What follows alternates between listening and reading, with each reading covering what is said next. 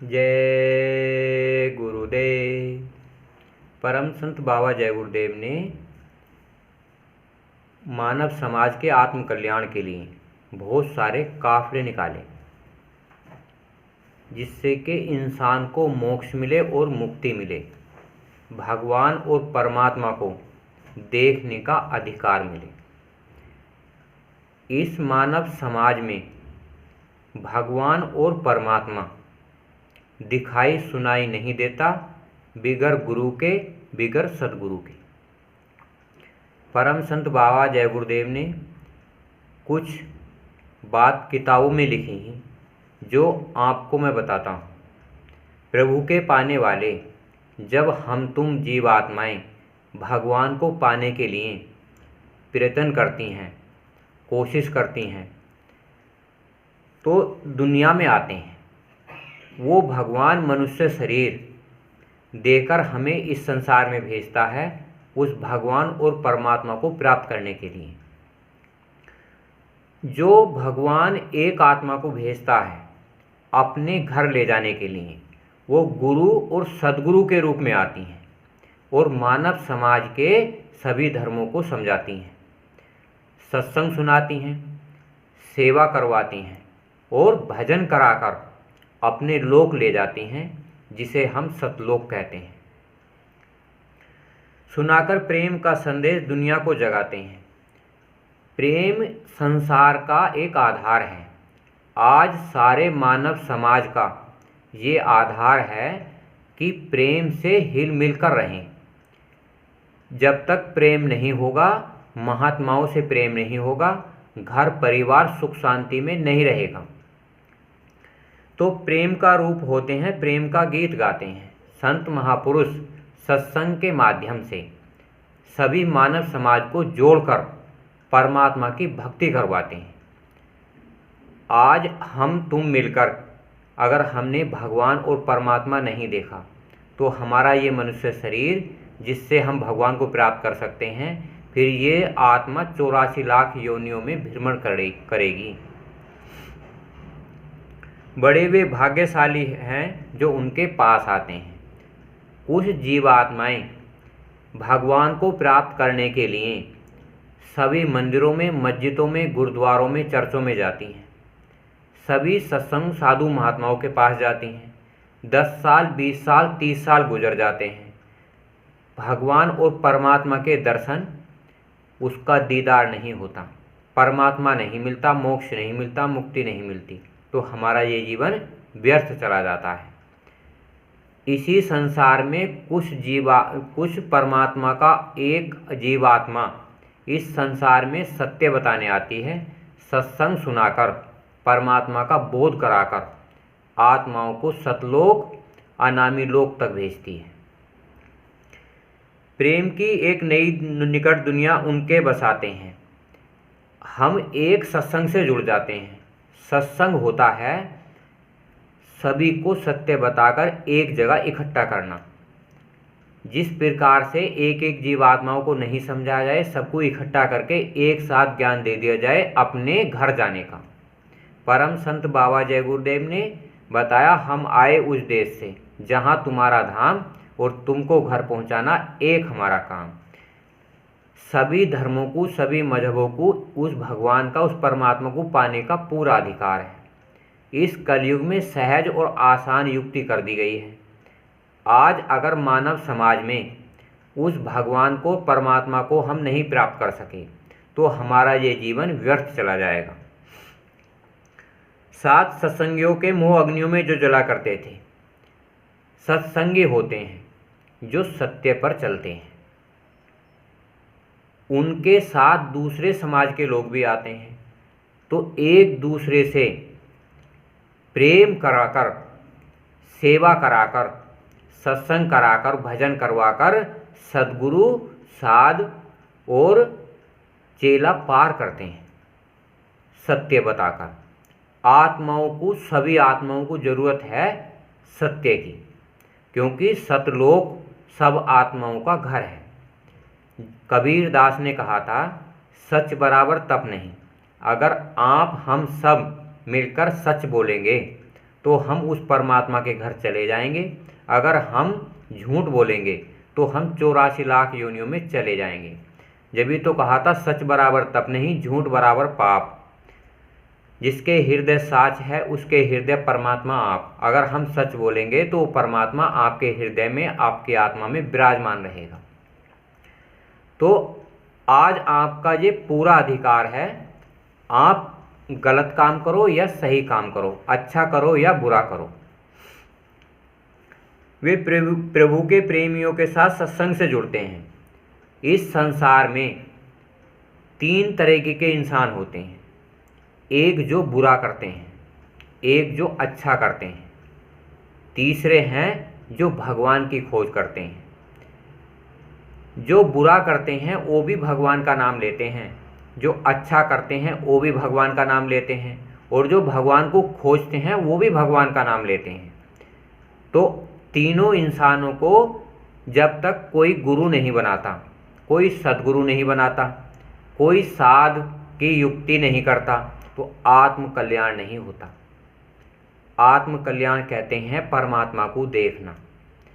सभी धर्मों में जाकर, सभी मजहबों में जाकर आप एक दूसरे से पूछो, क्या आपने भगवान परमात्मा को देखा है?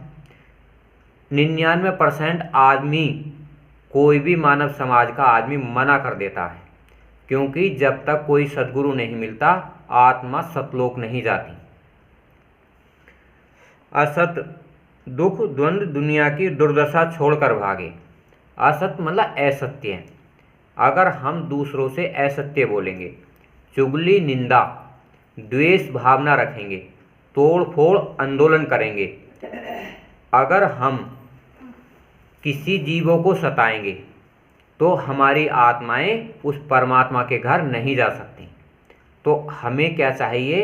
अगर हम नेक नियत ईमानदारी से किसी एक सद्गुरु की सादगी और सद्गुरु की सेवा करेंगे तो हमारा परमात्मा जो सभी धर्मों का एक है वो आत्मा को दिव्य दृष्टि से साफ साफ दिखेगा, जिस प्रकार हम इस संसार से भगवान को देख सकते हैं। वे संत मत सद्गुरु की नाम गंगा में नहाते हैं। संत मत, संतों का एक मत होता है, एक रास्ता होता है। क्या रास्ता होता है? आत्माओं को सतलोक ले जाने का। वो किसी न किसी रूप में मनुष्य शरीर में इस दुनिया में आकर सत्य का ज्ञान देते हैं। ज्ञान किताबों के माध्यम से देते हैं।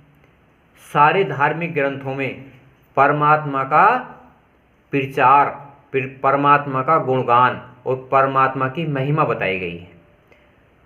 जब तक कोई एक जीव आत्मा परमात्मा के घर से इस सृष्टि में नहीं आती, जो वहाँ परमात्मा के घर से और इस धरती पर आता जाता हो, सारे अंड खंड ब्रह्मांडों की सैर करता हो, आता जाता हो, उसके द्वारा ही ये सब जीवात्माएं परमात्मा के घर जाती हैं। अगर ऐसा कलयुग में कोई आदमी अगर किसी समाज की, किसी देवी देवताओं की चुगली निंदा करता है तो उसे 84 लाख योनियों में जाना पड़ता है। ये 3 लोक के मालिक का विधान है।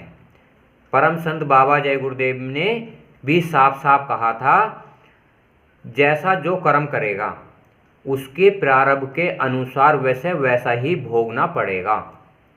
क्योंकि जैसे कृष्ण भगवान ने गीता में कहा था, शुभ अशुभ कर्म फलदाता। जो अच्छे कर्म करोगे तो अच्छा फल मिलेगा और बुरे कर्म करोगे तो बुरा फल मिलेगा। सभी जीवात्माओं को आज इस कलयुग में पूरा अधिकार है अच्छा करने का और बुरा करने का। अगर आप अच्छा करोगे तो आप देवलोक की यात्रा करोगे। अच्छे कर्म करने से स्वर्ग मिल जाएगा। अगर आप संत मत की साधना करोगे, सच्चे सद्गुरु की साधना करोगे, जिसने भूत वर्तमान भविष्य के बारे में बताया हो और आपको लाभ करा हो, शारीरिक लाभ, मानसिक लाभ और आत्मिक लाभ, तो आपकी आत्मा स्वतः ही सतलोक अनामी महाप्रभु तक यात्रा तय करती है। और इस संसार में कोई भी मनुष्य शरीर को, घर परिवार को, समाज को हानि नहीं होती, पर उसे अपने शरीर को, मन को और आत्मा को, तीनों को कंट्रोल में रखना होता है। जिस प्रकार धन ज़्यादा होने पर आदमी को घमंड आ जाता है, भगवान को देखने के बाद भी आत्माओं को घमंड आता है और वो एक दूसरे से, मानव समाज के इंसानों से बताना शुरू कर देते हैं। तो भगवान, वो परमात्मा उस इंसान से, उस आत्मा से नाराज़ हो जाता है और फिर वो दया दृष्टि बंद कर दी जाती है। इसी प्रकार अगर हमारा शरीर, हम शुद्ध शाकाहारी भोजन करेंगे तो मन हमारा मजबूत हो जाएगा। कबीर दास ने कहा है, जैसा पियोगे पानी वैसी हो जाएगी वाणी, जैसा खाओगे अन्न वैसा होगा मन। तो आज हमें, तुम्हें सबको शुद्ध शाकाहारी भोजन खाने की ज़रूरत है, जिससे कि हम परमात्मा की भक्ति कर सकें। और शुद्ध विचार रखने की ज़रूरत है, विचारों से भक्ति होती है, विचारों की बड़ी गहन गति होती है। मैं आपको एक सटीक उदाहरण देता हूँ। एक आदमी मकान बनवाता है, मकान बनाने के टाइम वो 1 साल तक सोचता है कि मुझे मकान बनाना है। मकान बना नहीं, पर 1 साल से उसके दिमाग में ये चिंता रहती है। चिंता रात को सोने नहीं देती। जो आदमी सोचता नहीं, उसी सोचने के समय में अगर भगवान परमात्मा का सुमरन करता है और जब धन इकट्ठा हो जाता है, उस धन से मकान बनवा लेता है, तो मकान भी बन जाता है और सोचने की प्रवृत्ति जो होती है उसमें भगवान का सुमरन हो जाता है। तो इन्हीं चीज़ों को बचाकर आत्म साधना कर सकते हैं। बिगर विचारे चले संसार और बिगर विचारे चले न काम। हमें विचार तो जरूर करने चाहिए, घर परिवार समाज के, पर हमें विचार कंट्रोल में करने चाहिए। कोई भी धरती का इंसान बिगर सोचे काम नहीं करता। अगर इंसान सोचेगा तो इतना कम सोचे कि 10% सोचने पर आत्मगति होती है और 90% सोचने पर आदमी को 84 लाख योनियों में जाना पड़ता है।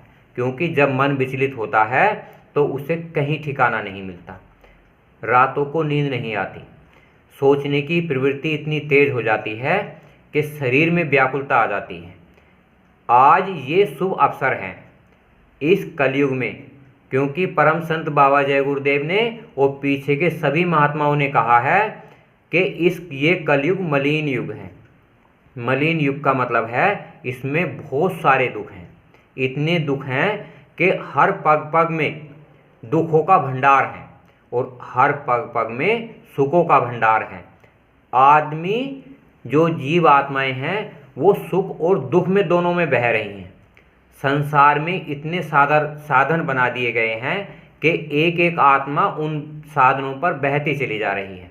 तो इसी कलयुग में उस परमपिता परमात्मा ने, जो सभी धर्मों का एक है, उसने साधना इतनी सुलभ और इतनी आसान कर दी है कि आप लेट कर सकते हैं, बैठ कर सकते हैं, जैसी अवस्था में हो वैसा कर सकते हैं।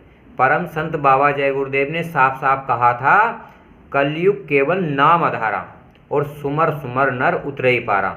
आपको केवल नाम सुमरना है, पर किससे?